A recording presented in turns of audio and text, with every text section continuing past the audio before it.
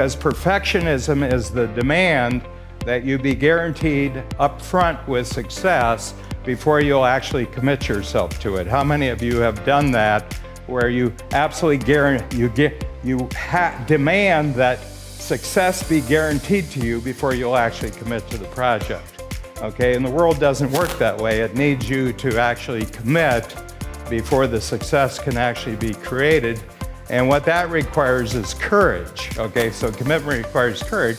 But that's not the first place you should look, and it's the first place all of us look. Me too. It's our inherent thing. You want to lose weight? Well, how do I do it? I want to grow my business? How do I do it? It's instinctive. We've been trained to think that way. But the problem is the how-to is usually not that complex. I mean, come on. 70% of America is what, 75% of America now is overweight? Is that because it's so complex how to be fit and strong? Right? You know, only the 1% know the answers. They hide it from you. You have to work your ass off to not hear what it takes, right? I want to jump into something. You keep coming up with this, make a difference, and being a difference, and that's about entrepreneurs creating a difference, and so actually I've written it down in my journal because we've had several conversations on Necker, and one of the things you said that you wanted written on your tombstone or your gravestone was he made a difference, and so I'd love to hear about that in the context of entrepreneurs and maybe their next phase or where you think it makes, like for Virgin Unite, because has it always been let's make a difference, and then the community and social involvement and the social entrepreneurship and the charitable philanthropic side, or is that maybe in the second phase of entrepreneurship? I'd love to hear your take on that. I think when you're starting a business, you've really just got to concentrate on survival and climbing over that wall. And once you've climbed over that wall and you know that you're secure and you can survive, then you can start worrying about the next phase, which is continuing to build your businesses, but also tackling some of the problems in the world. I think I personally get enormous satisfaction from utilizing some of my wealth and my entrepreneurial skills, to look at some of the social problems in the world and see if they can be tackled in a better way than they've been tackled in the past. And so, in this temple that we're in right now, it's got 12 pillars. The Elders was formed in this temple, which Nelson Mandela and Gresham Michelle are the founding elders. And they've appointed 12 wonderful men and women in this world who go into conflict regions and try to resolve conflicts, use their moral authority to try to tackle them. And we run the Elders just like we'd run a business, and we've found excellent chief executive to head them up, make sure they're properly funded, and then give them the freedom to go and do the wonderful things that people like, Kofi Annan and Archbishop Tutu and President Carter and Nelson Mandela can do. And that is use their moral authority to resolve issues. And we've set up a number of other similar organizations in different areas, the Carbon War Room, to try to get on top of the problems of global warming, a Center for Disease Control in Africa to try to get on top of the problems of diseases in Africa, and have done it in quite an entrepreneurial way. You've accomplished so much in terms of business and in terms of philanthropy. I would love to hear, is there two things? Is there something you're most proud of creating in business? I know I've had the pleasure and the honor of being at now 3 of your Virgin Limited Edition locations, including here in Necker Island. And then I've also had the honor of being involved with some of Virgin Unite. So just would love to hear if there's things that kind of pop out for you, of just being so proud that you had a hand in creating them.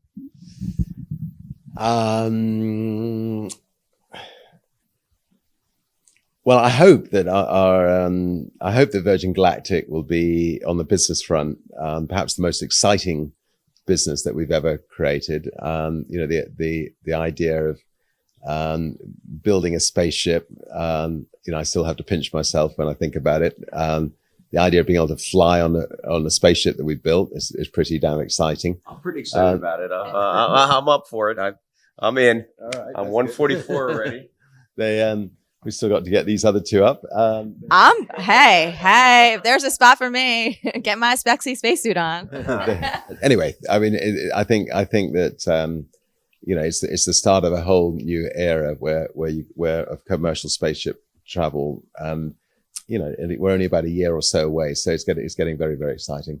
If you can tap into the hundreds of thousands of people I think would love to go to space and try to make it affordable to hundreds of thousands of people, then there's so many possibilities in space. So on the business front, although I'm jumping the gun a bit because it hasn't even been properly born yet, I think Virgin Galactic will be perhaps the most exciting business venture that we've ever done.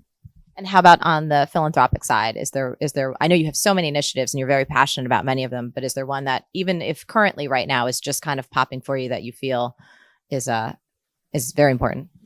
Now, I think the Elders is something which hopefully will live on for hundreds of years, where the leaders in the world who have really excelled can then be appointed by the Elders to join them as elders, to speak out on the big issues in the world and for the world to look up to. That's something which I think will hopefully live on for hundreds of years, and I think could make a big difference. Well, you could have just cut a big check, or could all the time, to charities, but instead you decided to start your own with Virgin Unite. So why did you do that, and what would you like to see Virgin Unite accomplish? And even people that are watching this interview, watching us talk with you, why'd you start first off Virgin Unite, and what are you hoping that it accomplishes? I think if you're an entrepreneur, you can make a check go much further if you actually use your entrepreneurial skills alongside your philanthropic wishes to tackle problems. So I think that by setting up the Elders, or by setting up the Carbon War Room, or by setting up the Center for Disease Control, we will run those like we'd run a business, and we'll make sure that every penny is well spent and it's not wasted. And we'll make sure that, that those organizations make a real difference. There are some times that we'll just write out a check, to really good organizations. I mean, the tiger is in peril. I mean, there's only 2,800 tigers left in the wild. Most beautiful animal on earth. So we're supporting, organizations that are trying to make sure that the tiger is there for generations to come. And hopefully we can get the numbers to double and triple. But where we feel we can bring our entrepreneurial skills to something, we will. Hey, I hope you're enjoying this video, and I want to let you know that I have a new book that's come out, and if you'd like to get it absolutely free, there's a link below in the description, or you can wait till the end of this video, or you can simply go to joesfreebook.com and you can get a copy there. Yeah, well, it's about changing your game. And, back in 1974, when I first started coaching, I developed a role model, and the role model was the microchip, which people were just talking about the microchip around 1974. And the microchip basically takes the speed of information and puts it into a smaller space. So the constant evolution of microtechnology over the last going on 50, 60 years now has constantly pumped more and more information to more space. Well, since that was taken care of by the microchip, I decided to focus on another area and take the most actionable wisdom and pack it into the shortest period of time. And so what this does is that as you do this, you actually increase your impact on the planet. And so my thing, a little quote here from George Bernard Shaw, that progress is impossible without change. We know that the microchip is causing change. The question is, are you changing with it? So it really requires of mind shifts all the time, actually changing your mind. So I'm going to pack 41 years of coaching. Yeah, well, my original attempt was to pack 41 years of coaching into 50 minutes. That was my goal. But as I got thinking about it over the last month, I decided to pack it into 30 minutes and then leave some room for your wisdom in response to what I'm showing you. So I've taken my entire coaching career and broken it down into 3 graphics. One of them is a circle, the other one is 4 boxes, and the other one is a curve. So I'm going to go to the circle first. And what this circle really represents, and what I want you to do is to actually get your pen out, because we're going to actually write here. And the thing I'd like you to do is to consider this circle all of your time and all of your activities as they're presently devoted to your business. So the circle represents just where you are right now. And so in 15 minutes, I'm going to get you to change your mind about where you are right now. And then I have 4 boxes I'm going to show you. And in 10 minutes, I'm going to show you how you're going to change your mind about what you're going to do during the next 90 days. And then the upward curve that I spoke about, in 5 minutes, I'm going to show you how you're going to change your mind about what you're going to do for the next 25 years. So this is basically what I'm going to do in the next half hour. So the first thing I want you to do is to imagine this circle that it actually has 3 parts. And what this circle really represents is your emotional reaction to different things that you're actually doing right now. Snapshot of where you are right now. And what the first outer circle stands for, we call this A, and the second one we call B, and the third one we call C. And A stands for everything in your business right now, all the time that you're spending that really irritates you. So this is the irritating part of your life right now. How many of you can relate to that right away? Okay, yeah. And it's very important to actually tell the truth about what irritates you, because if you don't tell the truth about what irritates you, you can't actually do something else. The second part of what your life is right now is B, and this is the okay part of your business. And usually the okay part of your business is related to cash flow. Okay, how many of you are okay with cash flow? Okay, it's not irritating, but it's also, some of it is not very exciting. Okay, and then the third part, C, really represents the part of your business where you're spending your time and your action with that is really fascinating and motivating. Okay, so you're very fascinated with this. It's new, it's got a lot of promise, and it's very motivating because it looks like it's going to be really big. It's going to be a lot better. Okay, how many of you have all 3 of those right now? You have irritating, you have okay. Good. So what I'm going to do is I'm going to have you actually do a little list of the 3 most irritating things right now. Okay, and people can be irritating. So how many of you have people who are irritating? Yeah. Situations. How many of you have situations that are irritating? Right? And how many of you just have activities or tasks that are very irritating? You know, maybe obligations. How many of you have obligations that are irritating? Yeah. So anyway, it's just your truth, and I'm just going to give you an example of 3 of mine. And one of mine is spending any time with entrepreneurs who don't have any ambition. Okay, it seems like a wasted effort to me. How many of you realize that being an entrepreneur is a life sentence? How many of you know you can't go back? How many of you know they won't have you? How many of you wouldn't hire you? Okay, so that's really, so I tell people it's a life sentence. There's no out. And so don't do your life sentence in an irritating fashion. Actually get rid of the irritations. That's why you became an entrepreneur in the first place.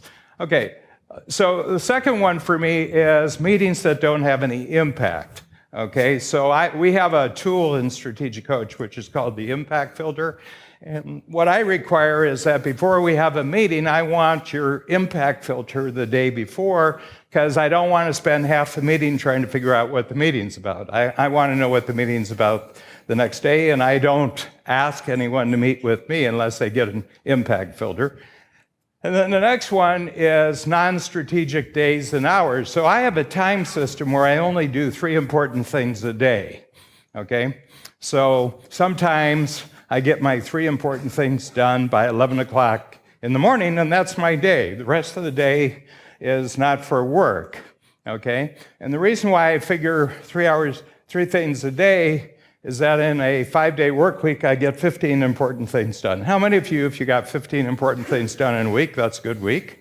okay? And I work 210 days a year. Babs is she who decides. so anyway, she who decides decided about 25 years ago that we'd take 155 free days a year. So we have which gives me 210 days. And if I do 3 important things, it's 630 important things. 630 important things in a year. How many of you, if you did 630 important things in a year, it would be a good year? And do that for 25 years, and good lifetime for a life sentence.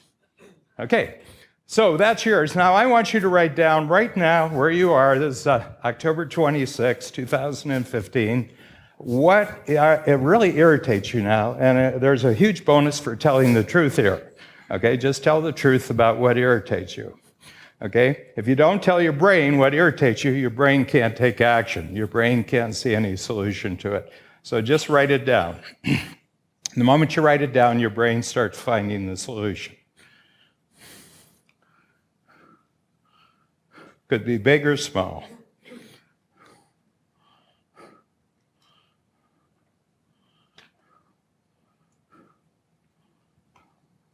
A lot of people won't write what irritates them because they think there isn't a solution, but the truth is there is no solution until you write it down. Yeah, so, you know, our brain just wants to know what to work on, and you're the only one that can tell it.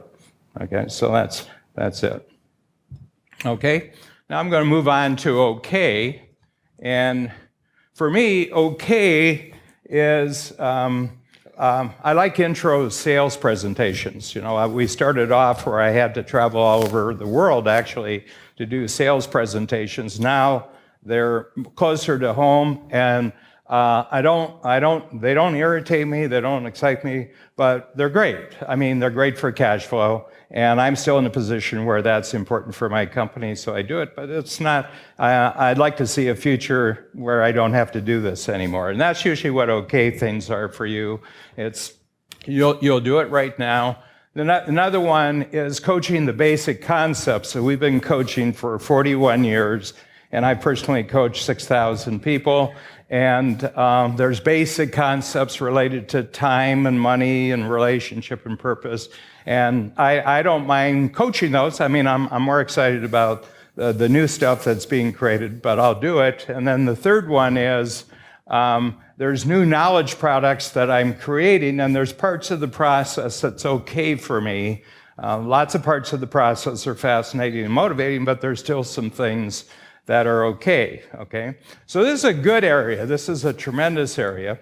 And what we want to do as part of the logic of what I'm showing you, this ABC model, is you want to always, every 90 days, be eliminating your current irritating, and then you want to systematize and automate the B's, the okay part. So that's kind of a progression. Eliminate the A's, systematize and automate the B's.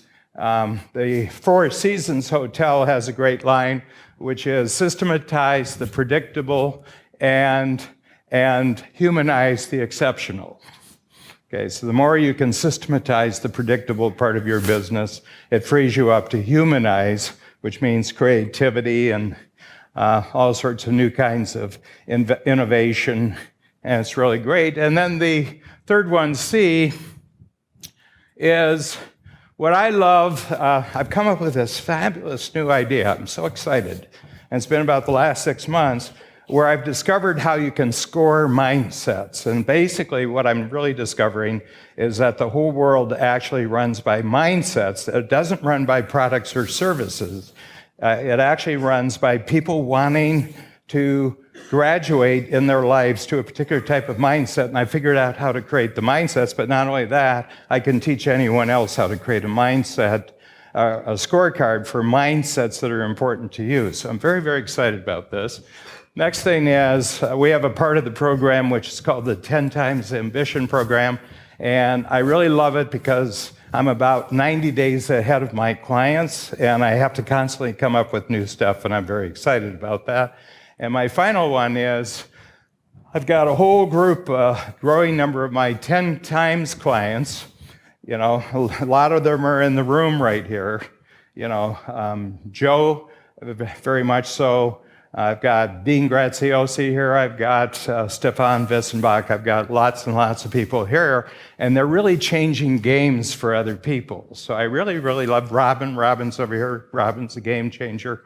So I really, really, really love working with people who are game changers. And my definition of a game changer is that where all of your competitors actually become your customers and promoters. When you have changed the game of the entire industry, then your competitors actually become your biggest customers and your biggest promoters. And you can tell, that's one of the telltale signs. How many of you would really like to do that? You would actually, yeah, that's a huge thing. I really don't like competition. You know, I like everybody else to be competing, but I just really don't like doing it. I'm the fifth child of two fifth children, and I wasn't born with a competitive chip. So I was just born with a sneaky chip. Sneaky chip. I know how to bypass trouble. Okay, and I never thought competing was really a good use of time. Okay. So the big thing here now, how many of you this is clarifying? You know, it's kind of clarifying where you are. And you do this every 90 days. Like this gives you 90 days of work, and you can make a big shift. How many of you, if you eliminated the A's, automated and systematized the B's, and then focused a lot more time on the C's, this would be a big deal for you. This would be a big shift. Okay, well, how are we going to figure out where we are right now? So what I want you to do, you'll notice the little boxes right under A, B, and C, your activities. What I want you to do is say what percentage out of 100% of your time right now, what percentage are you spending in A, what amount of time are you spending in B, and what amount of time are you spending in C? And these are my real numbers for this quarter, okay? And what I want to tell you is no matter how good you get at getting rid of A's, next quarter there will be a new bunch of A's that irritate you. Some of the OKs right now will become irritating next quarter, okay? And the reason is because as you get more and more into fascinating and motivating, okay things become irritating. Does that make sense? Yeah. Okay. So what I want you to do now is, this is where you are right now, and what I want you to do is say what percentage of your time, next time, in 90 days, do you want to be spending on A? And for me, it's 0. Okay, those activities. What percentage of those activities do I want to be spending? And I want to drop it down to 10. So I've gotten rid of 10. I've gotten rid of 10% there. And so next time I want to be spending 90% of my time on this. Okay, really good. How many of you so you can see the shift? That's a big shift. 20% of your time being shifted to fascinating and motivating, that's a big deal. How many of you can get excited right now by the prospect of doing that? Yeah, that's really super.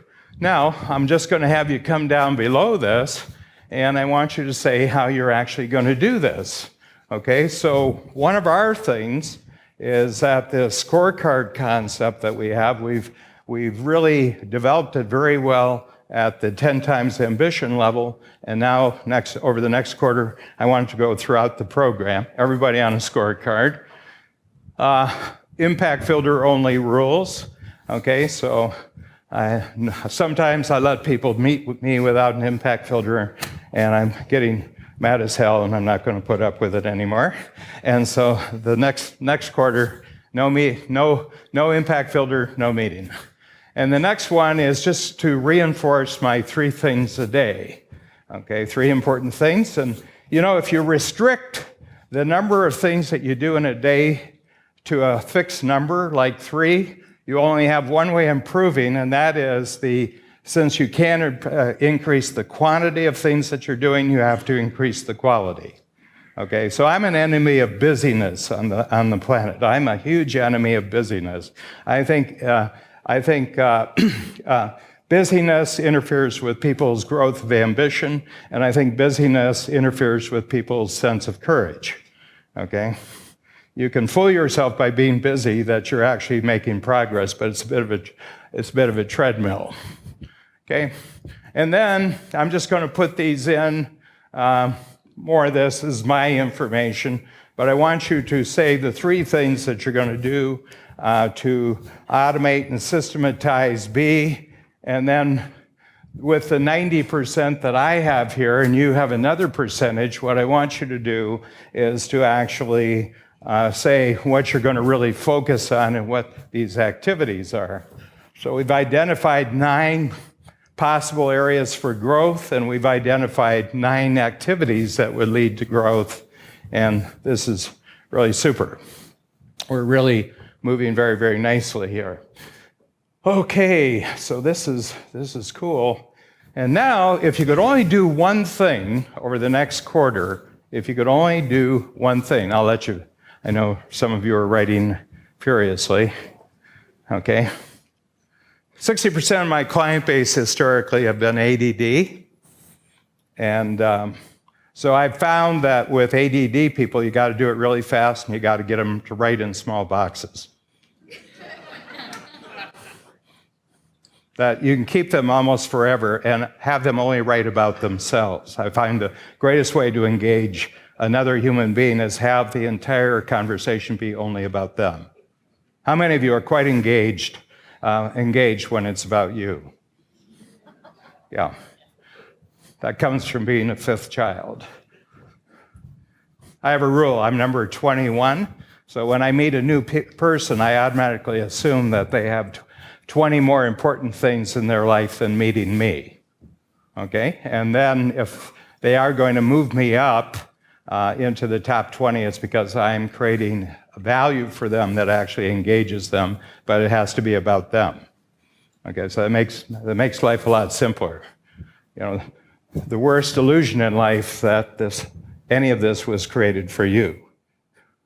Okay, so what I want you to do now is zero in on the one thing that would actually be a game changer. What would be a game changer here? Okay, and you can only pick one. You'll do more than one, but I want you to have your focus on one. Okay, so for me, it's I have 3 game changers, and I want to get them into a digital platform. So not only do they have a scorecard, but they have a digital platform, and by January 31st, I want 3 of my game changers with a scorecard in a digital platform. Okay, and I'm working with Stefan here, bright guy from England. Not all of them are, you know.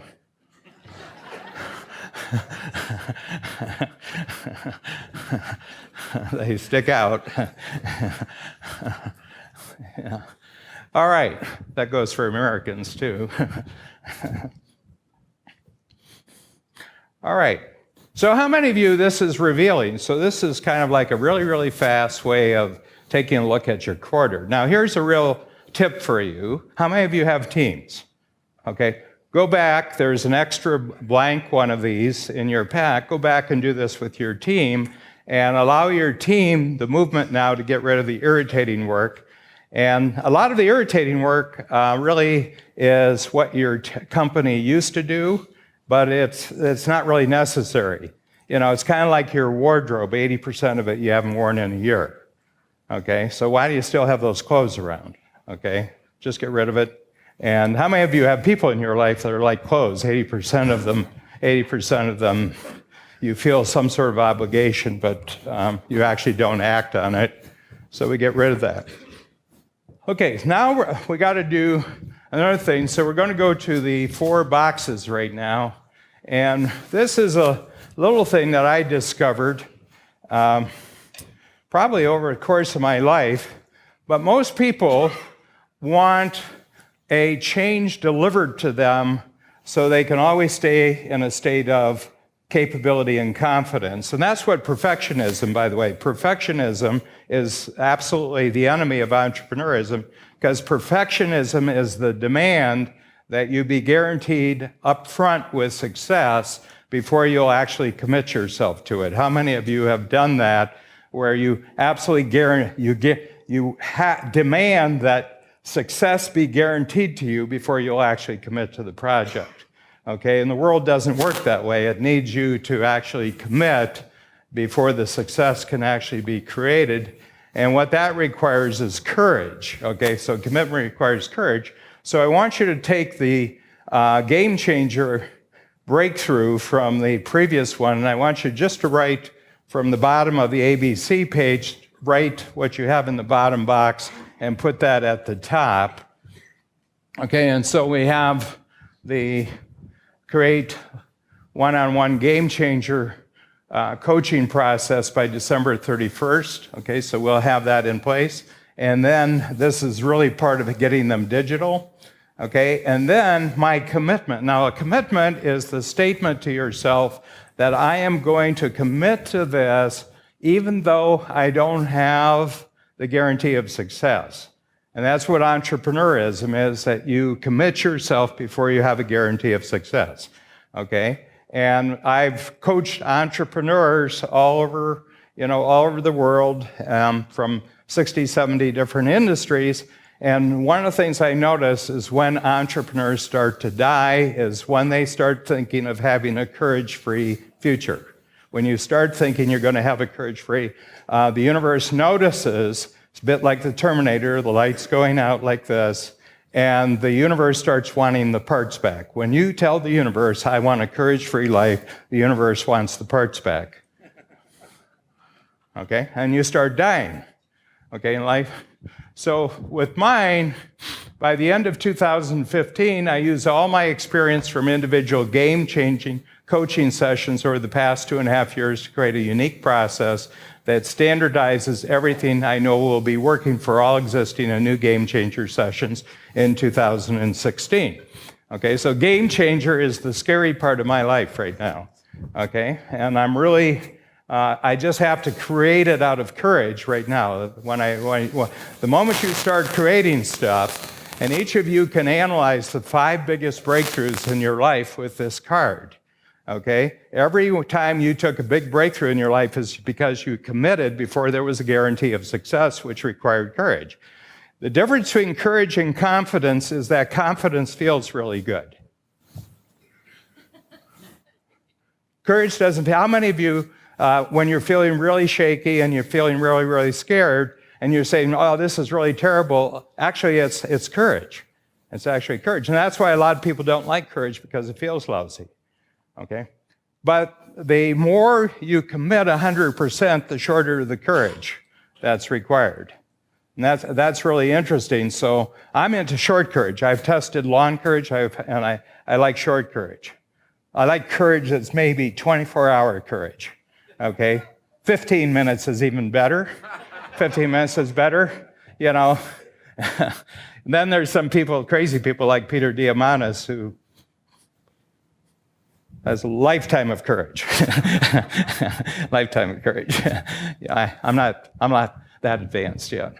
Okay, then the courage is that I hate going back. First of all, I have to go back and do an activity that I actually hate, and I have to collect all my notes over the last 2.5 years, and I got to organize them because I'm the only one who knows where they are, and I'm the only one who knows how they actually connect with each other. So part of courage is for a while doing a particular type of activity that moves you to the next level, but you're going to have to put in the time to actually do that. How many of you have something right now that it requires a very unpleasant activity on your part for a period of time, but if once you get it finished, then you never have to do that again in your life, and it puts you in a position where you can take a jump? Yeah. And so everybody thinks about courage, you know, like in a very heroic, medal-winning terms, but a lot of courage is just what it is in your life right today that is required to go through to get to the next level. There's 7.3 billion people on the planet right now, and each of them got up during this 24-hour period, and they're facing something that represents the next jump for them, okay? So one of my goals, I'll talk to you a little bit later, is that this is an exercise that's going to be online. It'll be an online app by the end of this month, probably by November 1st, and it's for phones, it's for pads, and it's for computers, where you can just download this and use it. But what I'd like you to do is to distribute it to everybody in your network, because I have a goal, and this is my influence from Peter Diamandis, that by 2039, we have 1 billion people on the planet using this exercise to basically grow on a daily basis. It'll be 1 out of 9 people, and if you have one out of 9 people actually going through courage on a day, it makes everything better. Just makes it. What they're doing, I have no idea, nor do I care. I just want them moving forward on the thing that gives them courage. That's all I want to do. Okay? And then once we get this, you get a capability out of it. So it's the commitment and the courage that actually creates capability.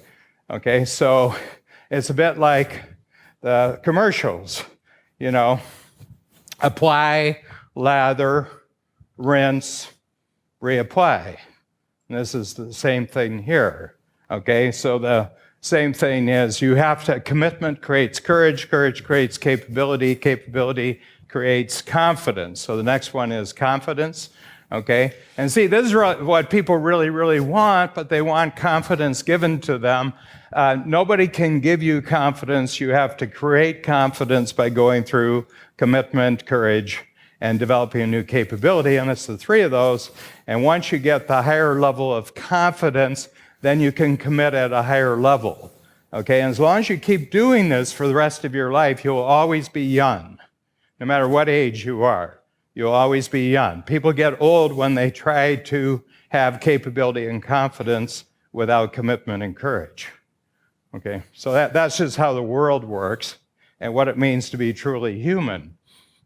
Okay, so that's it. So this is what your next 90 days is about. How many of you, if you did this during the next 90 days, that would be a real breakthrough? Yeah.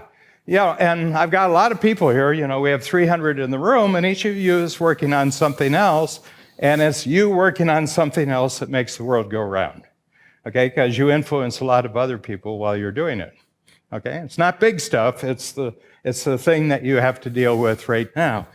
Okay, now I'm going to take you to the next one. And this is an upward arrow, and this is really important. So I did the 90 days. You've just done the ABC to set this up, and then you did the 4 C's.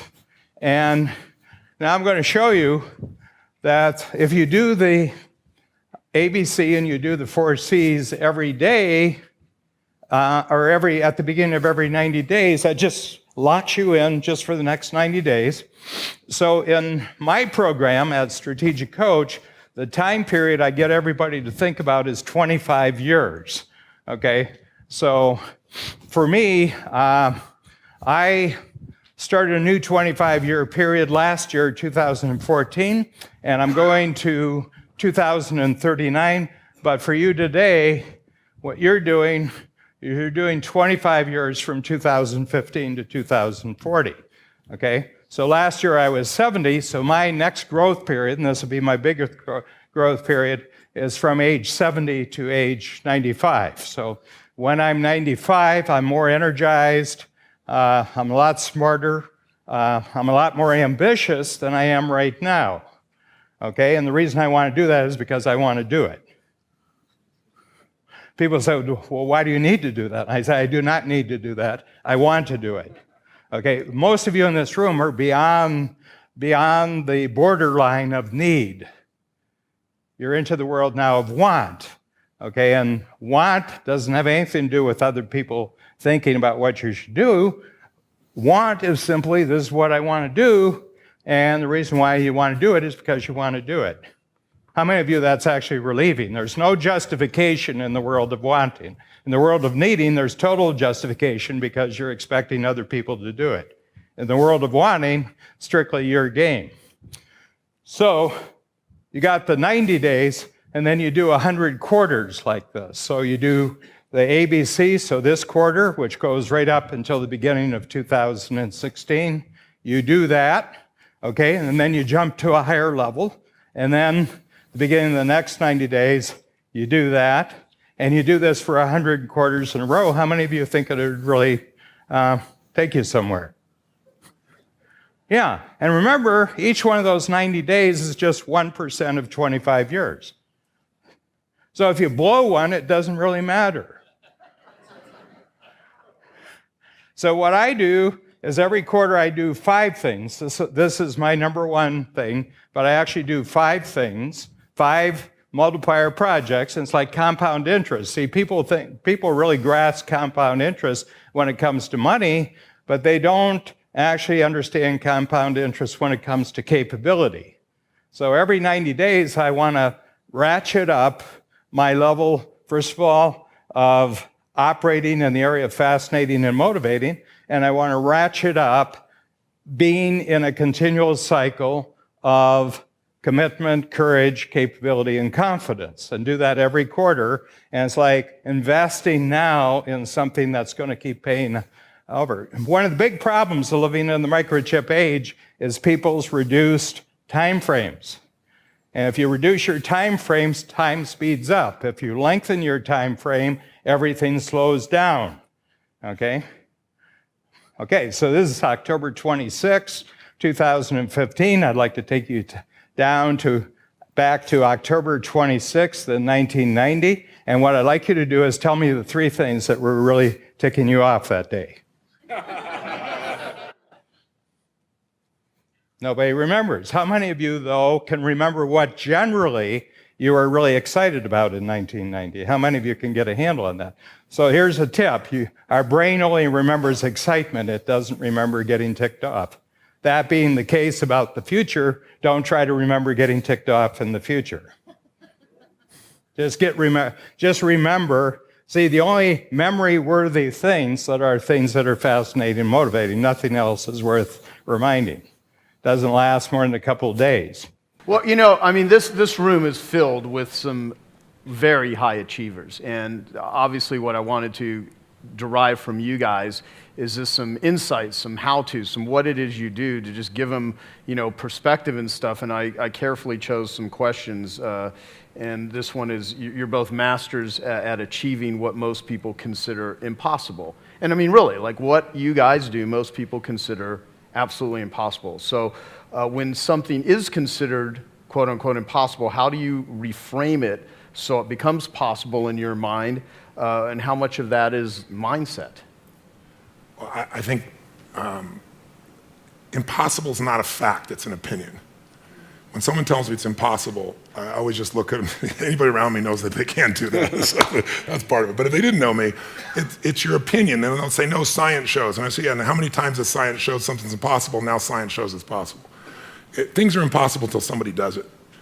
And so I find that, you know, most of your business people, you look at businesses and what does it take to make a business grow? It's not impossible to make a business grow. A business has been shrinking for a long time, or it's been stuck. The real problem is always, the chokehold is always the psychology and the skills of the leader. Always. And 80% of that is psychology and 20% is the mechanics. Like if you don't know how to read your financials and you're trying to fly the plane of your company, I mean, come on. You know, if all you do is go down and you look at profit and loss and you see what it is and you have a beer, either way, you either celebrate or you get depressed, you know, something, you know, you're gonna be in trouble, right? But if you have the skill sets, that's one thing. But you can get any skill set if you have the psychology.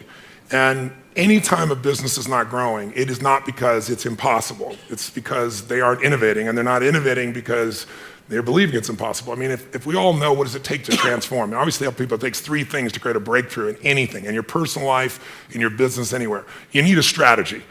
But that's not the first place you should look, and it's the first place all of us look. Me too. It's our inherent thing. You want to lose weight? Well, how do I do it? I want to grow my business. How do I do it? It's instinctive. We've been trained to think that way. But the problem is the how-to is usually not that complex. I mean, come on. 70% of America is what, 75% of America now is overweight? Is that because it's so complex how to be fit and strong? Right? You know, only the 1% know the answers. They hide it from you. You have to work your ass off to not hear what it takes, right?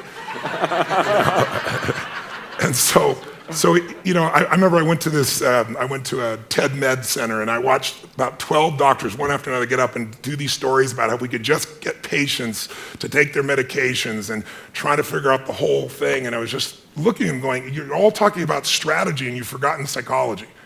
Because strategy is wonderful. I'm a strategist. I spent my whole life figuring out strategies. As we both know, a strategy could save you a decade, right? In business, strategy could save you, it could make the difference between success and failure. But most people have strategies available, or they could get them, or you could create them. But the problem is you got a story. And your story is why it isn't working. And the story is, I've tried what? What? Everything. If you tried everything, you'd be fit, right? If you tried everything, you'd be profitable. If you tried everything, you'd be there. But people say it, I'm big boned. That's what I used to say. I'm still big boned, but I'm 38 pounds lighter than I was 25 years ago, and I've never gained it back, right? When I was big boned, that was my story. All the good ones are gone. That's why I'm not in a relationship. Or they're gay and I'm not, or I'm gay and they are, or whatever the story is. There's always a story. And what I tell people is, if you can just divorce the story of your limitation and marry the truth of your unlimited capacity, then the whole game changes. But it's hard to do that because when you're in your story, you don't even realize it. So you need a third piece for a breakthrough, and that's really what my life's about, which is changing people's states. Because in a different state, we're different people. Can mean people be nice? Yes or no? Yes or no? Of course they are, when they're in a nice state. Can nice people be mean? Sure, they get a mean state. So really learning to train yourself to be in an ideal state where the best of you comes out for yourself, for your family, for your mission, for your world, for your coworkers. To me, that's one of the most important decisions in life to make. If you ask me, out of all the people I've met, all the things I've seen, what creates a magnificent life? Everybody has goals and dreams that are different. Some people want, picket fence. Some want to make $1 billion. Some, want to have this huge breakthrough in technology. Some people want to write beautiful poetry. Whatever is right for people is what I want them for themselves. I don't want them to be like me or you or anybody else. I want them to have their dream. But to have it, you need two skills. You need, number one, to have the science of achievement. It's a science. You have to know how to take your vision and make it real. And most of the people in this room have already figured that out. And this guy sure as hell has, and you have, and I have. So most of us know, and we can all refine our skills in that area.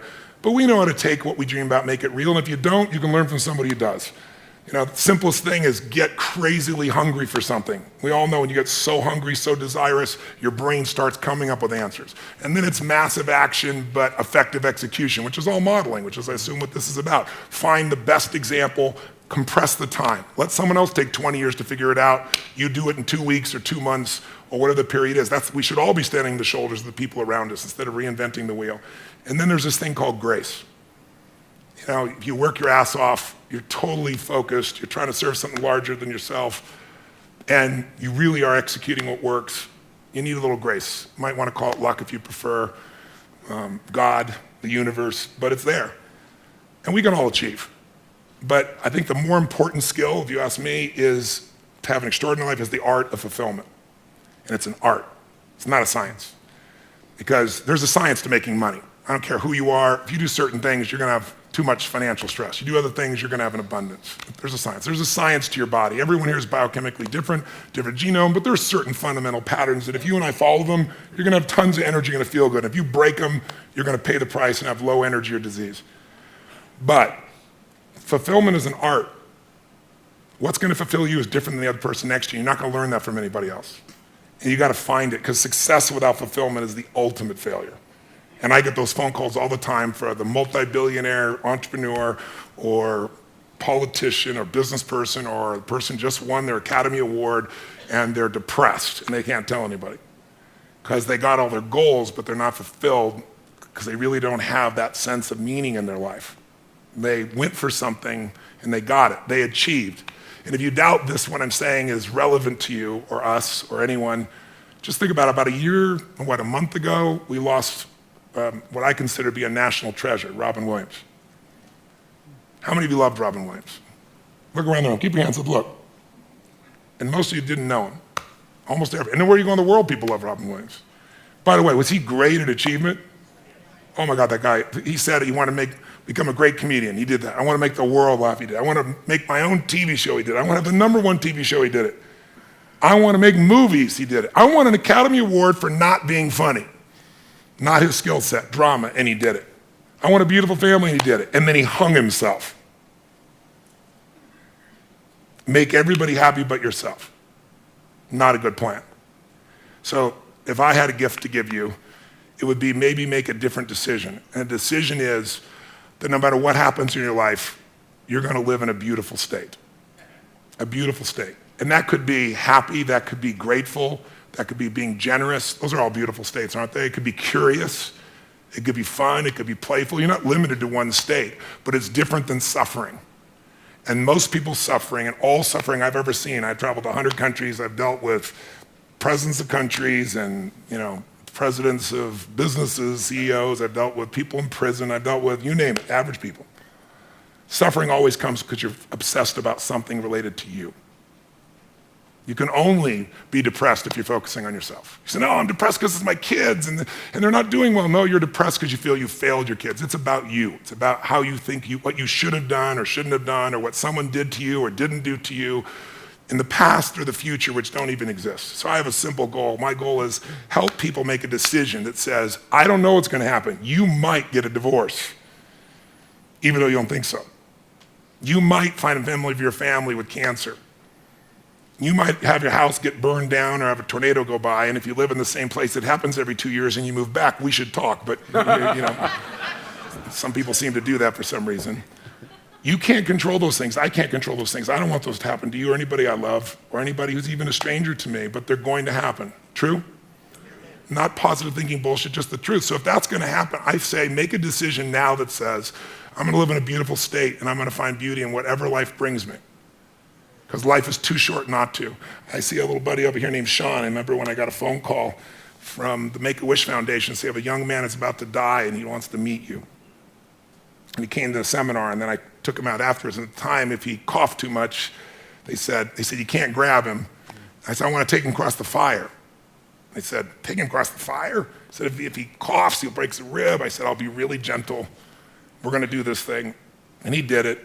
And then afterwards, I sat down with him and said, man, I don't have the answers, but if your body you're just coughing and it's going to make you break a rib, your body is so acid. I said, you should get alkaline. Let me put you together with a doctor. And how many years ago was that? I'm 36. I was 19. You were 19 and you're now 36. I like seeing you here, so brother. Give him a hand. He's a beautiful man. He's a beautiful man. But Sean, what made me think of Sean is Sean lives in a beautiful state. He could be bitching and complaining and whining, and what does he do? His whole life is not about himself. That's why he's so happy. He doesn't live in himself. He lives outside himself, serving things he loves. He still takes care of himself, and he's funny as shit, and he likes to seduce women and things like I can't talk about right now, but... Oh, you're married now? Okay, well, good. I'm glad to hear it's about frickin' time, all right, Sean? It's good to see you grew up. Now, the bottom line is this young man over here who now is at a different stage of life, he's always been who he is. I think he lived because he lived for more than himself. I'm sure he felt pain, but we only suffer when we think about what's being done to us or what people are going to think or what they should have done or hadn't done, and you can't control that stuff anyway. I mean, why be pissed when people are going to do it? Are people going to be mean? Yes or no? Are people going to be unfair and unjust? Yes or no? Are people going to be beautiful and generous? Yes or no? You just never know when that shit's going to happen, so might as well enjoy yourself along the way. And I suggest today, if you want, if there's any gift I came by to give you, it's to tell you what you know already, but get you to make a decision about it. To actually decide, I'm going to live in a beautiful state. That doesn't mean I don't get angry or pissed or tired. Suffering arises and you end it the moment you go, holy shit, I'm thinking about me. If I do this, I'll always be suffering. The human mind is always looking for what's wrong. The human brain is not designed to make you happy. It's designed to make you survive. Happiness, that's your job. And you only get it if you draw a line in the sand. That's how it's going to be.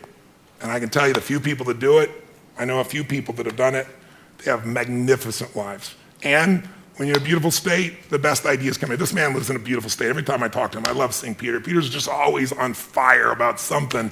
But notice, he's doing unbelievably well. There's nothing wrong with that.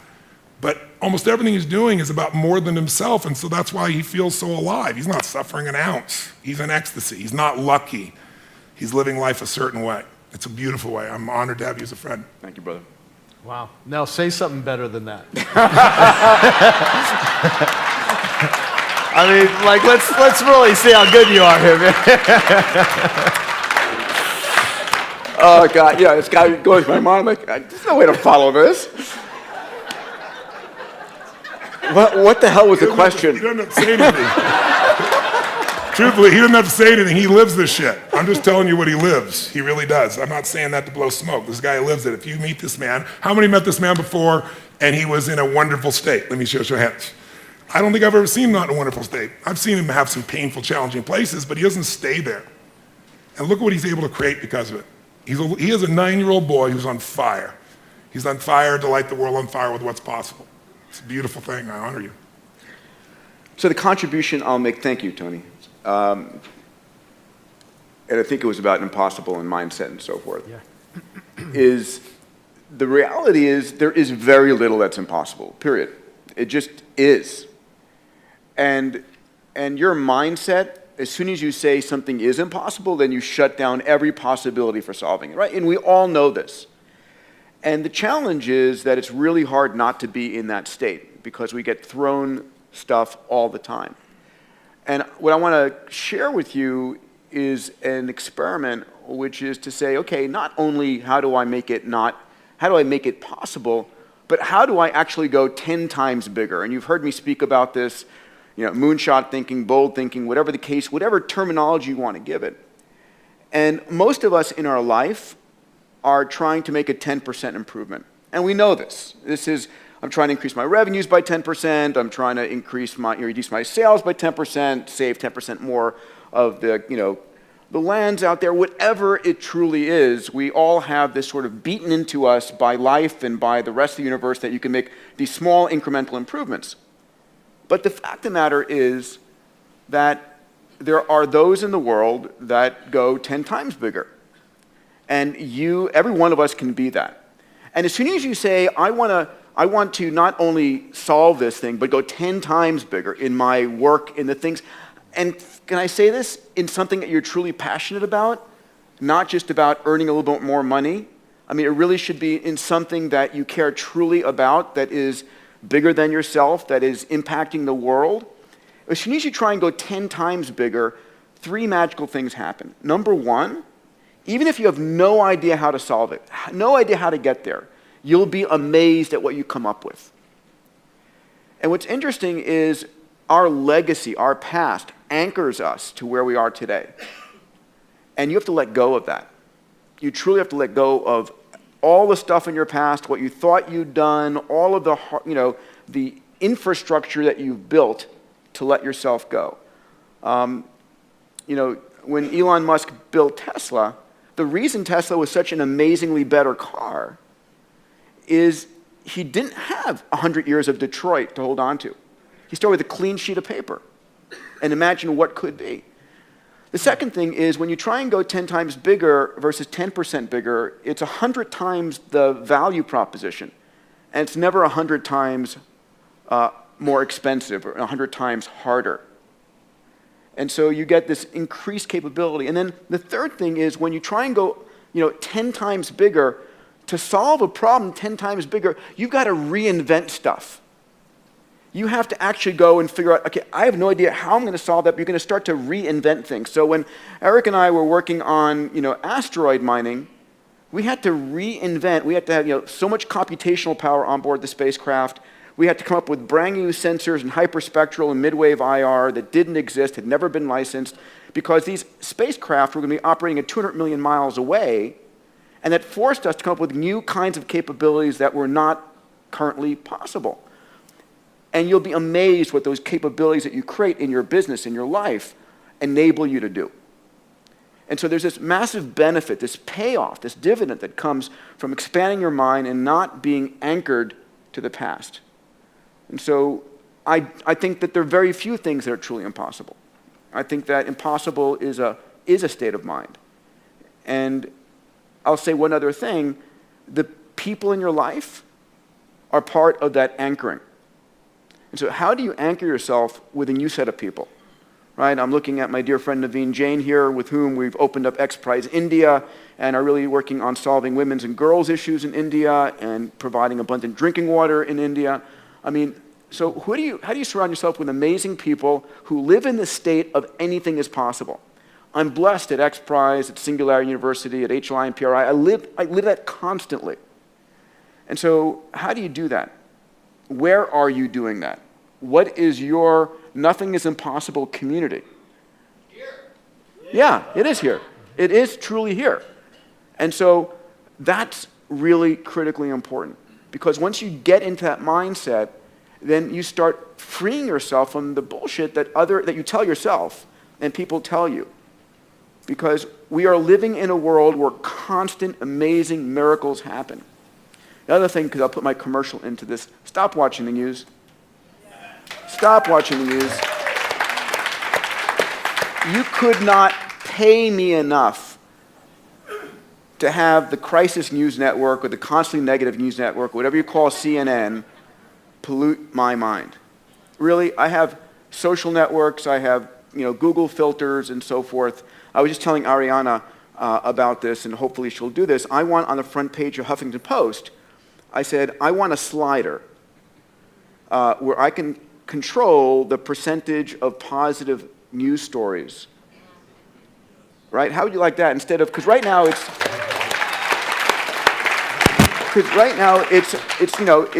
10 to 1 negative to positive, and that pollutes your mind. And we heard an amazing presentation this morning. I apologize. Who was the gentleman who was talking about that? Talking about a few minutes of negative news in the morning. Thank you. Yeah, Sean. It's true. It's like, why would you possibly invest in the world and in the life and all these things if the world is falling apart? If the crisis news network is like showing you airplane accident, airplane accident, airplane accident, what problem is that the news networks never tell you there was no school shooting today at this school, or this airplane actually flew LA to New York and actually made it and everybody survived. That's not news. And so we get this disproportionate view, and so our minds are constantly, the mindset you have when you watch the negative news is awful. Not that it's not going on. It's not that there's this amazing hardship and lives that are on the precipice of hunger and death around the world. But the world is getting better at an extraordinary rate, and you can make a difference in it. And there is no problem. There is no problem we cannot solve, period. End of statement. So your latest book, Mastering the Rockefeller Habits 2.0, Scaling Up, How a Few Companies Make It and Why the Rest Don't. What's this book about? Because I would recommend people get all your books and even all your Gazelle coaches. I mean, I've been to your events. You guys do amazing stuff. I mean, you have literally impacted, truthfully, with what your creation with EO, there are millions of people that have been impacted by the seeds that you planted. So this is your latest work. Who's it for? What's it about? What will people get out of it? Yeah, well, a lot of companies start up, and there's this craze about startups and accelerators and incubators and that kind of stuff, but very few scale up. And it's the scale ups, Joe, that really move economies, really drive innovation. And the problem is, because they're not young, they're not cute, they're older, more established companies, they don't get any attention. And so we wrote the book for them, those that have been kind of toiling away for 5 or 50 years and have finally figured out what they need to do and are going to take this thing from 10 million to $1 billion. And what are the key things that are necessary to scale up the company? Gotcha. Well, I was having a conversation with Dan Sullivan, as you know, he's one of my dear friends, and he founded a company, Strategic Coach, and we were having this conversation because we have a friend, I won't mention his name, we all know him, who puts a lot of emphasis on trying to help startup entrepreneurs and putting together programs for them and all that. Dan just made this funny comment because I want to help anyone that really wants to grow and learn. That's why I put out my free podcast. It's like this interview. We're putting it out to the world for free, just so it'll help people that come across it.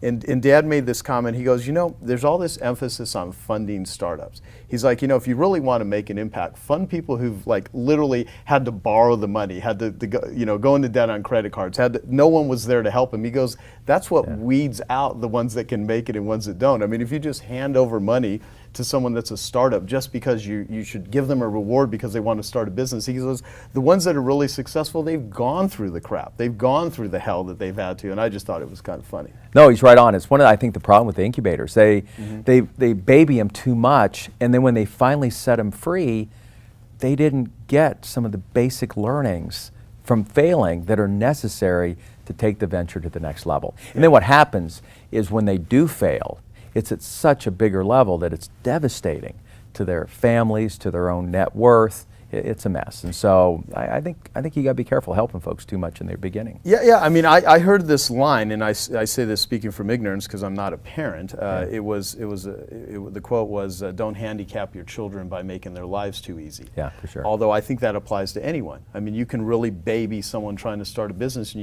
you can rob them of the learning that comes from it. So absolutely. Yeah. So well, you've created a lot of tools. What is the Buckminster Fuller quote that you gave today? I love that quote. Yeah, I know. I'm a mechanical engineer by training. Got a worthless MBA on top of that. And Bucky had this notion that you can't really change the way people think. All you can do is give them a tool, the use of which will change your thinking. And I mean, think about what the phone has done to change our behaviors more than any other change management, seminar that you might be able to go through. Right. And so we're tool builders, and we wanted to build some tools that help people make those changes. Well, I got a lap full of stuff here that I've, books and everything here. So there's a bunch of growth tools that you have, and you're known for the one-page strategic plan. Talk about what that is and where people can get it, because I want the people that are watching this and listening this to not just have some business insight, but I'd like to send them off to where they can get access to some of the things that you have literally done with thousands of companies and have created that will make a big impact for them, that will allow them to think more strategically, more creatively. And so talk about some of the tools you've created, specifically the one-page plan. Yeah, it's the thing that we're probably best known for. To date, about 40,000 companies are using this tool. And it was a very simple idea. Everyone sits around and says, man, how do I get everybody on the same page? Well, you got to have the page first for everyone to get on. And we use the analogy of jazz bands. I love jazz because you can bring these players in from all over the world who've never played together, but there's got to be a few things that have in common. And one of them is we're playing the same song. And so we thought, hey, how can we put on a single sheet of paper a way for people to get down from their core values all the way to what is the thing we need to focus on the next quarter in a simple format that they can communicate that to everybody else in the organization. And it's this common set of music that people can all play together. So that's what it does. So where do people get this? Because I know you make it available online. I'll put a link to all the different places that I put this interview. So go to scalingup.com or gazelles.com, but scalingup.com, and they'll see a thing that says the one-page tools. And we've got them in multiple languages, from Russian to Spanish to French to English, obviously. Right. And so it's there for people to use free of charge. We've had them up there for decades. Great. So what are some other tools that you've created that have been really helpful to yourself, to other business owners that you've done? Well, it's a challenge, this whole life side and business side. Everyone's talking about the balance. We see it more as a blend. And so we created a one-page personal plan to go along with the one-page strategic plan, so that if you can kind of, as the entrepreneur, get down, and the executives in the company, what it is I need to do on the personal side, and then look at that in relation to what I've got to do on the business side and mesh those up. We find people are much more successful in both aspects of their business. And we mirrored the same people, strategy, execution, and cash, but we said, look, let's look at the relationships, let's look at the achievements, let's take a look at those rituals that we do on a daily basis, our exercise and other things. And then obviously there's the wealth component that we have to pay attention to. And so that's become a tool that started to really catch hold around the world as well. And then we're known for this Rockefeller habits checklist. What are these 10 habits, these routines, ones that John D. Rockefeller had in place over 100 years ago that made him the wealthiest guy on the planet? Wealthier than any of the guys that we have here today, except maybe Putin. And these are things that you can put in place in any company, from startup all the way to the largest companies in the world. What I hope is that when someone watches one of my interviews or listens to it, and I'm talking to a bright person, and the person actually can help solve problems, help them get to their bigger future where they want to go, that they have some pain. Because usually if they don't feel some pain and some hurt, they're not going to do shit about it.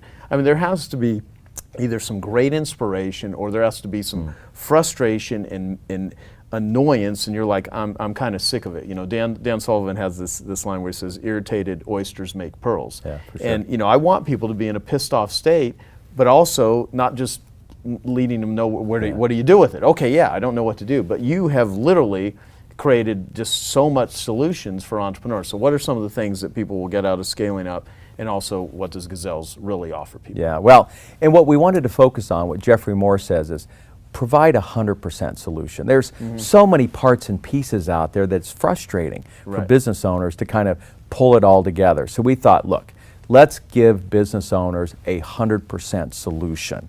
Let's get them the coaching support. Let's get them the education. Let's get them the technology tools, literally tools we've got in the cloud that you can run on your mobile devices, so that we can help them kind of automate these components that are necessary to manage the chaos Right. that comes with trying to scale up the business. Now, we do that in how we started the interview in these 4 areas. And let me give you the test. First thing, why would you look at the people side of the business? Well, there it's purely your gut feel about, are you happy? Because our happiness is really tied to the people we work with. And I can tell you when you're not happy, is you're having an issue with your partner. You've got a salesperson who's mucking up the attitudes of the rest of the salespeople. You got a customer who's got too big a piece of you. You got a supplier that has you constrained. You've got a bank that is in your way of being able to scale up. You got issues at home. You got a sick child and challenges with your spouse. If you don't get, or you just can't hire enough talent to keep up with the growth that you're able to handle. Right. If you got one of those, you'd better focus your energy on getting that fixed. And we built tools, whether it's your personal plan, your FACE tool, the processes in the organization. We help you source employees. How do you manage them? How do you retain them? These are all the nitty-gritty things around people. Now, if generally you're happy with the relationships in the business, then we look at strategy. And strategy is very simple. Are you growing top line and gross revenue dollars as fast as you would like?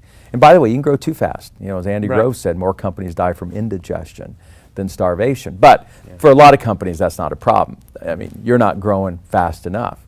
That tells me your strategy is wrong. You don't have enough of what people want, that they literally are beating your door down and standing 10 million in line on a Monday to want to buy your phone. So then we have tools to help you really figure out this industry-dominating, competition-crushing strategy that allows you to have a monopoly, because that's what businesses want. Government doesn't want you to have it, businesses want it, and there's the essential tension of capitalism. So we help you figure that out. Now, if revenue's growing as fast as you'd like, then we look at your profitability and how much just raw time you're having to put in the business. Let me tell you what's sad, Joe. I've had so many friends like double, triple the size of their company over 2, 3, 4, 5 years, yet the bottom line didn't come with it. Right. They're actually making less money, absolute money, let alone a percentage, and working more hours. And at some point you wake up and say, what am I doing all of this for? And most of them, rightfully so, fire everybody, get rid of their fancy offices, and go back when it was them and an assistant working out of a spare bedroom, and they were having more fun and making more money. Right. And that usually is because they're sloppy in execution. And I got to say, most entrepreneur companies are sloppy. Yeah. And by the way, we know one simple metric: revenue per employee. It's crazy predictive, but I ask people today, how many employees do you have? Multiply it times 100,000, and you pretty well have guessed their revenue. Large companies, these big, bloated, bureaucratic machines that we make fun of, generate 2.5 times more revenue per employee than most of us mere mortals do. And that's simply because we have sloppy process within the organization. And if you come back then to what frustrates people you hire, is they join your company and they have to both work with idiots, you didn't hire the other people right, or I got stupid process, things are frustrating, we can't even get an invoice out the door, we can't even get our product or service out the door without us having to work 18 hours days, 8 days a week to make up for this slop that's around here. And so we really help companies tighten up that execution. And then, look, you can get by with decent people, decent strategy, decent execution, but not a day without cash. And we're not talking about making payroll, that's important, but do you have the kind of financial muscle necessary to do some of the stuff we talked about today? You need to lock up that constraint. You need to you need to buy one of your key suppliers. There are a couple of key acquisitions you need to make. You've got the cash to bring on that chief marketing officer that's necessary. And if you're constrained by those cash resources to do what you absolutely need to do, man, you age so much faster. Yeah, And you're so we correct. look at those 4 areas. We got tools in every one of those areas to minimize the pain that entrepreneurs feel when they're trying to scale up. Awesome. Well, I remember the first time I interviewed you, which I don't know how many years ago it was. Yeah. It might have been a decade ago. Yeah. I asked you about deadlines, and you said that there's this misnomer that entrepreneurs work well under pressure, but under pressure they just work. Do you still believe that to be the case? I mean, do you have any thoughts? Because a lot of entrepreneurs put themselves on the firing line way more than they need to, because they don't prepare, and they're just, and look, I'm speaking from a guy who has gone through enormous amounts of, ADD, distractible, shiny object pursuits, taking on. I've become better than I ever have been. I think meditation has done more to help me than many things. But what are your thoughts about the behavior of these crazed entrepreneurs that are driven like crazy, but their drivenness is causing them enormous pain, broken relationships, poor health, all that sort of stuff? My thoughts are just what you said. And it's recognizing that this is both the source of our strength and the thing that gets in our way that the entrepreneur has to sort out. And Joe, we don't have enough time in this interview to unpack all of that kind of stuff that we just described. But I want to come back to this thing on the deadline. Let's take this big, hairy, audacious goal, this 10-year goal. Jim never meant for that to have a deadline. You don't have to get it done in 10 years. It's just like a North Star that you've put out there that you head towards. And a lot of entrepreneurs beat the deadline and others take longer. It's just the fact that you know what the finish line is. And some folks run the 100-meter, sub 9 seconds, and some take a little bit longer. But hey, we got to at least get across the finish line. And that's why you got to set those finish lines. Joe, thank you so much. Good. Joe, thank you for having me here. By the way, Kevin, where are you? Kevin Harrington. Kevin was one of the 22 founding board members of EO. I think we've known each other for 27 years, and so great to have you here. I ran an executive program at MIT called The Birthing of Giants, and we moved about 1,500 crazed folks through, and it was the Kevin Harrington case study where he went from 0 to 80 million in a year and then kind of sold his company for more. Anyway, the story is amazing. Great to have you here as part of it. What I want to do is get right on into the topic. By the way, there's a company, Gazelles. I write for Fortune magazine. I'm their venture columnist. I wrote a couple of books. One we're going to talk about. I've got a new book coming out October 21st, known as The Growth Guy. Here's what I want to focus on.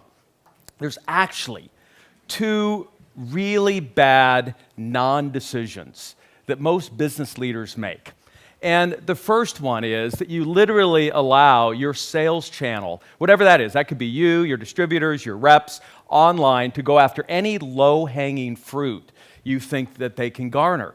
And that will commoditize and destroy your margins faster than any other single non-marketing decision I've seen entrepreneurs make. And so I want to talk here just in my few minutes about what I call the 770 rule. And I want you to realize that IKEA, the world's largest furniture distributor, last year at 28.5 billion euros in revenue, has a total combined market share of 6.8%. That when Apple hit its highest market cap 2 months prior to Steve Jobs' untimely death, their entire global market share was only 7%. Yet that 7% represented 50% of the entire profitability of the global industry, which meant that they were allowing the other 93% of the customers to go to their competition fighting over what was just the other 50% of the profitability. And so I want you to be crystal clear that you really only want a few percent of the marketplace. You don't want it all. But your key decision is you and you alone have to figure out what that list is. By the way, one of the guys that endorsed the greatest business decisions, a huge hero of mine, is Sam Palmisano. Sam went on to be CEO of IBM, doubled its market cap in the 7 years he ran it, and now is chairman. Sam was given this unbelievable division to turn around. And obviously his goal was, hey, we got to get revenue up. But rather than tell that to his sales channel, he said, look, I think our best next customer is those that are with EMC. Now, rather than say, let's just go after EMC's customers, through market intel, he found out the top 100 customers of EMC. And then literally using the most important management tool ever developed, the whiteboard, right across from his desk, he wrote the names of those 100 customers. And then he got on a daily global sales call. And those who have read Rockefeller Habits know that we're big into this daily huddle. On a daily global sales call, he had one question to his sales channel. Who did you get on that list today? What was his question the next day? Who did you get on that list? And if some sales guy said, look, Sam, I got a hot one over here. Sam said, look, I don't think you heard me. We're going after those 100. And so the first thing I want you to do is figure out what is that 7%. And then I want you to dominate that 7% by 70%. Walmart today, the largest retail company in the world, has something just under 10% global market share, yet they own 63.6% within the niche that they're in, which are these big box warehouses. So that's where the 770 rule comes in. By the way, so Robin Sharma, where are you? He and I have been doing this road show. We were just in Bahrain. We're on our way to Kuwait here in a few weeks. And as I was heading there, I ran into this story about Ali, and this is the guy that we want to emulate. Here's a guy that was carving wood since he was a kid in some southern province in Turkey. Yet at age 55, the age that I am, he decided, I'm going to specialize, and all I want to do is carve wooden doors, but not just any wooden doors. He wants to carve wooden doors for churches. No, but not any church, Christian churches.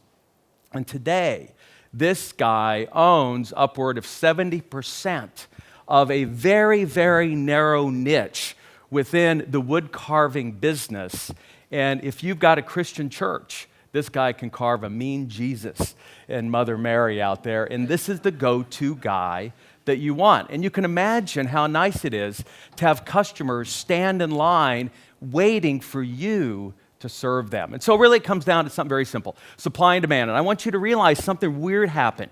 In 2007, this switched. From World War II to 2007, we had actually more demand than we had supply. I don't want to take anyone away from any of you in this room, but if you just hung up and shingle and said, I can do the business, you did well. But we have 1.4 billion people moving into the middle class between now and the year 2020. And they are slightly hungrier than most of us in this room. It's what keeps my wife and I awake about our 4 children. They are not, I don't think, as hungry as the children in these other countries coming up, which means through the internet, everything you've been hearing, they can compete with you anywhere. And so you in this room have to make the most important pivot you've ever made in business history. And that is from obsessing on the supply side of the business. Let's do it better, faster, cheaper, kind of chasing your supply chain around the world, to you're going to need to, and I'm going to be very precise, spend 80% of your week, your calendar, on the demand side of the business. So I want to tell a story. And this comes from my dear friend Rick Cash, vice chairman of Nielsen. Because of demographics, we now spend more money on our pets than we do our children in the United States. This is why one of the hottest franchises, Dogtopia, Peter Thomas, many of you know, just won Franchise of the Year. And so you would think if you're in the dog food business, you could make a fortune. Yet the problem is that entire industry, anyone can make dog food, ship it anyway, even through Amazon, has been commoditized. And so here's the key thing you've got to do. First, what is the question? It's never the answer. What is the question your industry's organized around? In that industry, it was the size of your dog, big, medium, small, or puppy. Instead, this one unnamed company said, I'm going to ask a different question. And they said, what is the relationship of the owner to its dog? And whenever you do this, you find a set of different segments in a way that no one else has looked at the market. And always, always, there's a segment, no more than 7 to 10% of the total market, that represents an inordinate amount of the profitability in that industry. In this case, it happened to be a segment they call performance fuelers. These are folks that are active. They like to bike, hike, run, jog, and they want their dog with them, representing 7% of the entire dog ownership market, yet 25% of the profitability. Then formulate a 100% solution, which this company did, and when you know the persona of this 7%, your marketing costs plummet. Now, the second worst decision you can make is get obsessed on the cost side. Look, I'm going to admit something. Because we do a lot of printing, our workshops around the world, yada, yada, yada, it was a big decision now that we had to renew our big subscription with Xerox.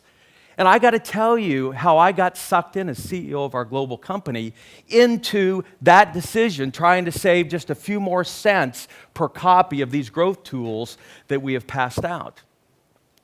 Yet, the reality is, we spend all this time on the cost side of our business. How much time do you spend on this one critical marketing decision, which is price? Truth is, we kind of lick our finger and put it to the wind. I want to ask an important question here. How many of you have read a book, attended a course on strategic pricing? I do want to see a show of hands in here. Look, it's the 1 P of the 4 Ps of marketing that makes you money now. And I have an MBA and never took a single course in pricing. An industry that it's lost its shirt for decades has now been profitable, insanely profitable for the last 36 months. The airline industry, because they finally got their pricing strategy right. And so if you want to combine the 2 worst decisions ever made, it would be number 1, letting your salespeople call on anybody that they want to, and number 2, letting them name price. You must take control of both of those decisions. And Coach, you've talked about 2 attitudes that entrepreneurs need to have. And I think for who, not how, could you talk about those 2 entrepreneurial attitudes? Because I think they play in to something that's really important, especially for younger entrepreneurs to get and understand this, because it'll help you forge your way through life. Yeah, well, they're just 2 simple ones. So I personally, since 74, I've coached 6,000 entrepreneurs where I've dealt directly with the entrepreneur. And at any given time, I'm coaching 500 to 600, in a workshop program. And I really interact with a lot of people. And Zoom's actually being, a big jump for that. You can interact a lot more easily with Zoom. And, but I said that when you decide to become a entrepreneur, you're making 2 fundamental decisions. And if you haven't made these decisions, you're not really an entrepreneur. The first one is that I will depend entirely on my own abilities, for my financial security. Okay. And most people in the world can't do that. They need someone to give them a job and guarantee their financial security. Entrepreneurs depart. And I have to tell you, it's only 5% of the population, adult population in the world that ever makes that decision. And the other decision is I will expect no opportunity until I first create value. So you have to lead with that. You have to be the first one to create the value. You can't say, somebody give me an opportunity, and, there's an attitude among a lot of people, I would become an entrepreneur if the government would give me a forgivable loan. Mm-hmm. Yeah. Yeah. And there's a ton of that. So, here's the thing too.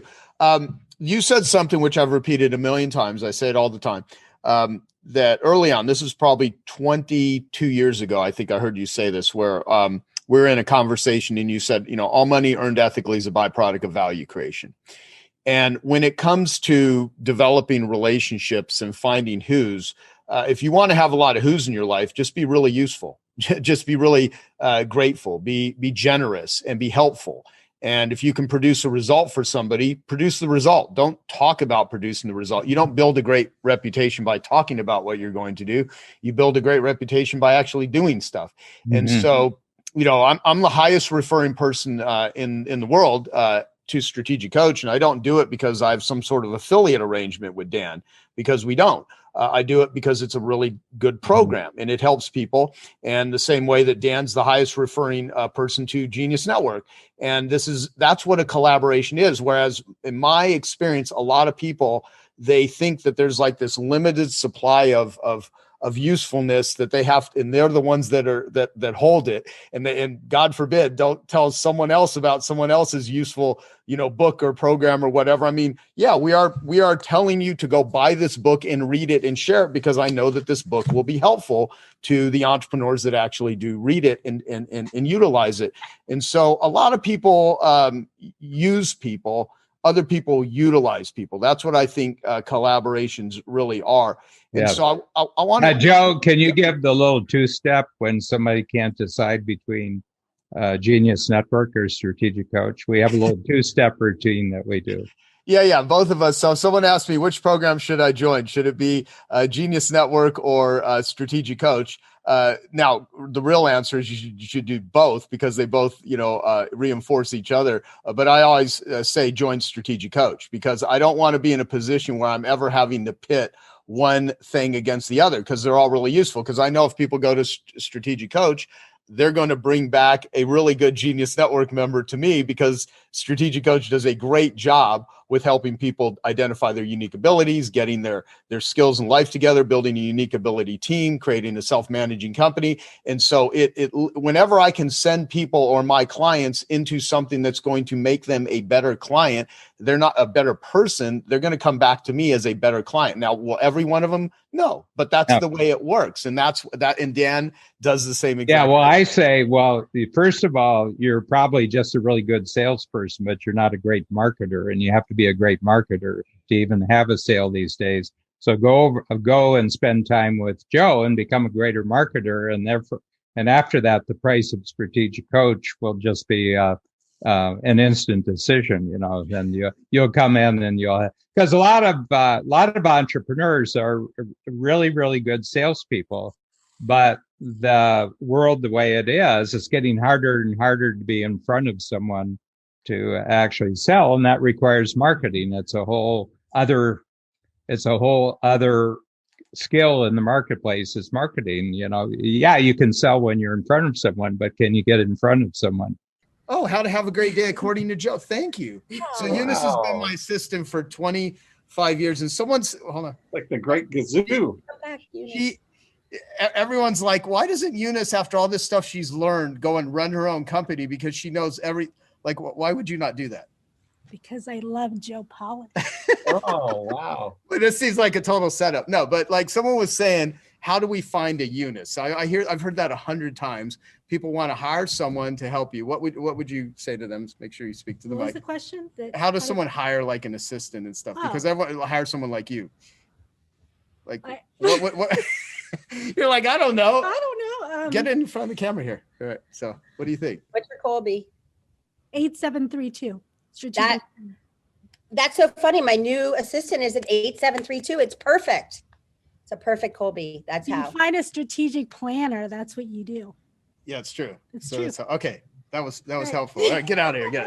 She's very focused. Like, she knows she's in a great place. She's of service. She feels great, and she gets rewarded. And you do take her great places, and she gets to meet amazing people. There's a lot of benefits. Oh, yeah, she's met so many famous people. It's not even funny. But I couldn't do what I do without Eunice. So Eunice literally runs the backstage of my life, and I'm like a front stage person. It's a great collaboration. People have come in and tried to steal her from me over the years and all kinds of stuff. But what a lot of people don't realize, it's not about money. Right. Money, of course, is important. If you have a career, you have to make money. That's not the only criteria, though. There's many other things, and certainly I'm sure there's hundreds of times where she's gone home to her husband and wanted to be like, I want to kill Joe, that sort of thing. But it's all part of the deal. You got to keep you inspired me so much years ago when you bought her Tesla, and she's like, no, I don't need it. And you did anyway. And I'm like, that is the way to show up for your assistant. Of course, she's going to really love you and take care of you when you're doing the same for her. You really care about her. Yeah, well, the reason I bought Eunice a Tesla is because of the fact that she doesn't expect one. There's nothing about an entitlement attitude in her, and she has brought in millions of dollars into my organization over the years, and she doesn't even think of herself as a salesperson.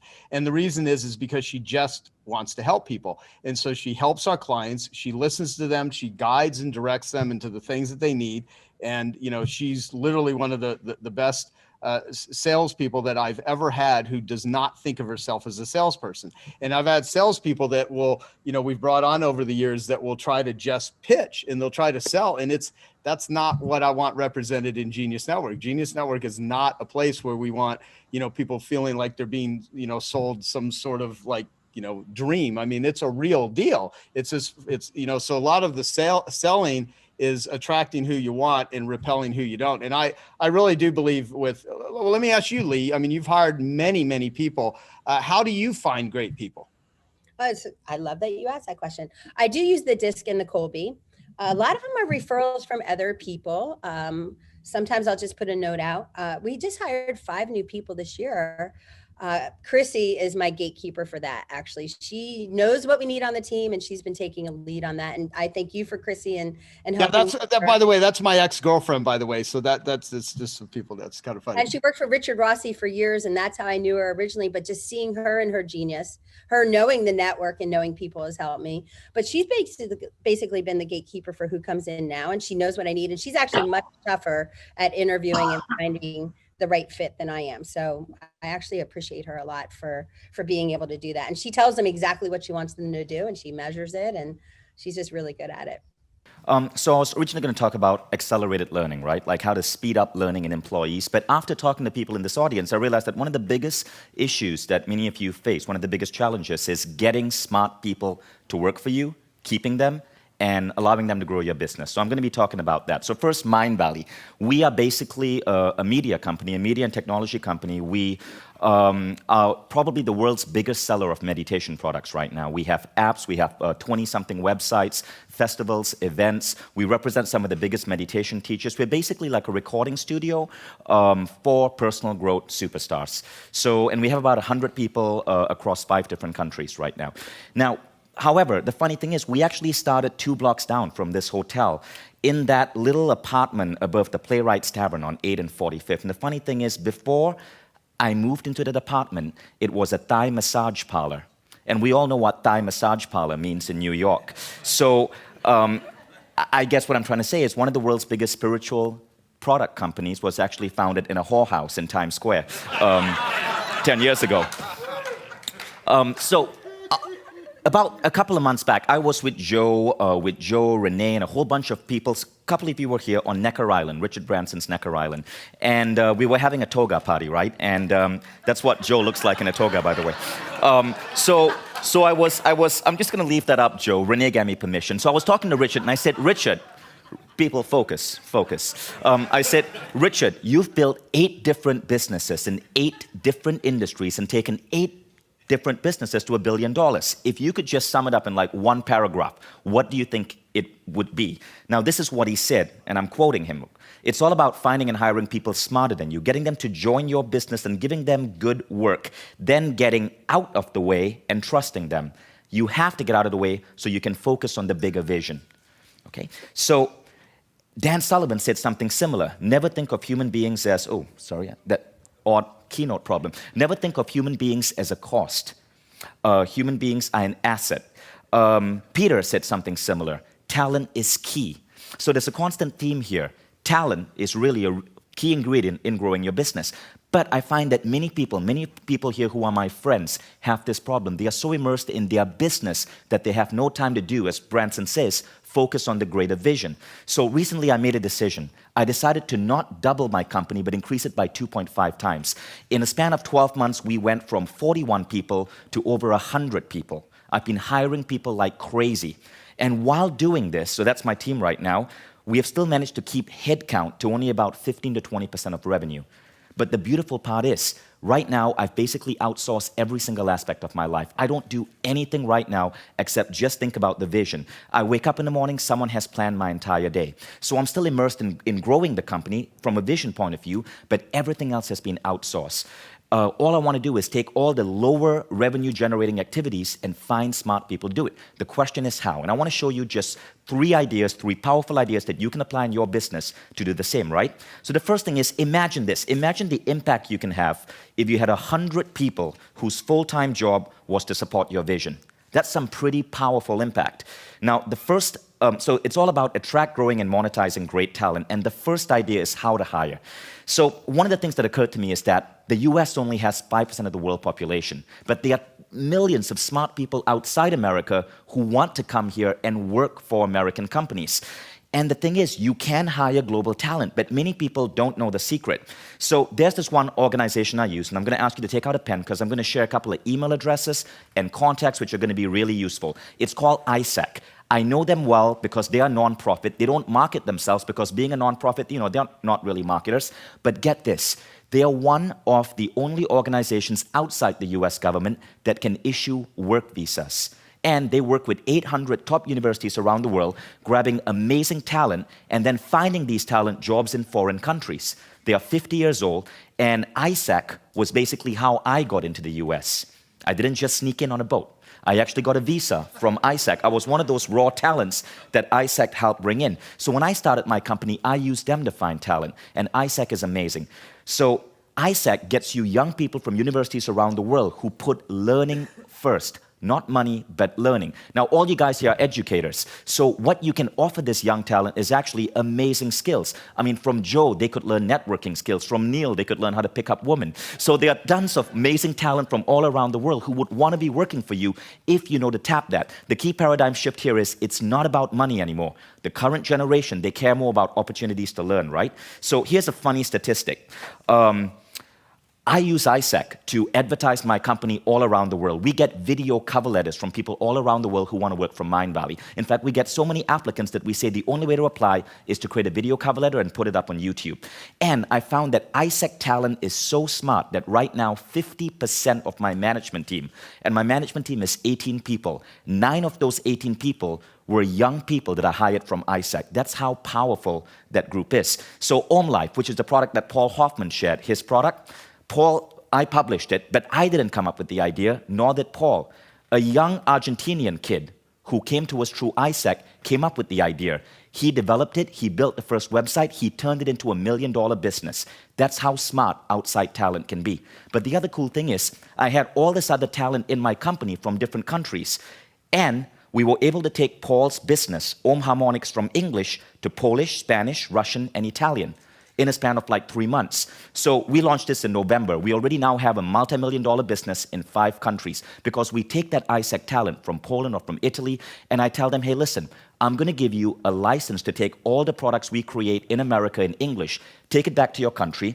I'll keep 55% of the revenues, you keep 45%, you do whatever you want. And I spend 1 hour a month on the phone with them, just being a coach and advisor. They run everything else. So using this model, I've been able to expand my business to about 7 different countries. And now a whopping 20% of all my revenue comes from this team of international talent that have taken my business global. Great way to source international talent. Okay, secondly, think about attending Awesomeness Fest.